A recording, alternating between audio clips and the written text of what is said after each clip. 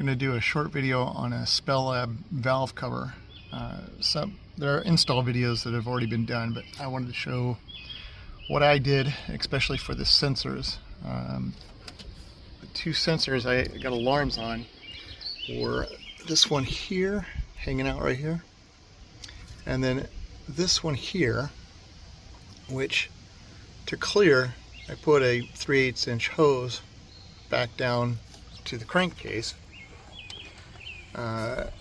On the stock, this little Y piece, let me get back in here, I think I can focus there, but there's a Y piece that goes into the crankcase down at the bottom.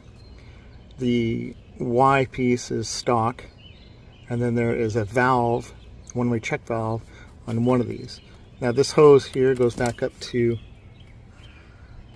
the sensor to give me the crankcase pressure, which cleared that alarm, and then just leaving that one to open air because that's the other side of the CCV filter, allows it to be just a normal air pressure.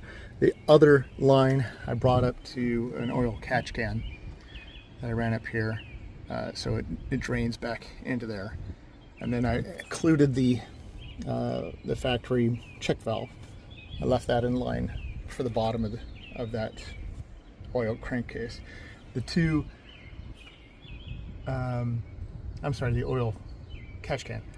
The two lines up top I routed over to the oil catch can because it has two inputs for it. And then of course the double filters.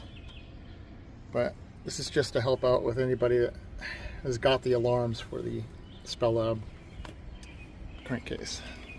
This is the old valve cover and CCV filter, and this is where the first sensor went that is now connected back down via the tube to where these two were connected to the Y. And then the other sensor that I just have to open air, and that's not alarming out as long as it's plugged in, sat right here on top of the this is the piece that goes back down into the intake to feed the oil air back in there.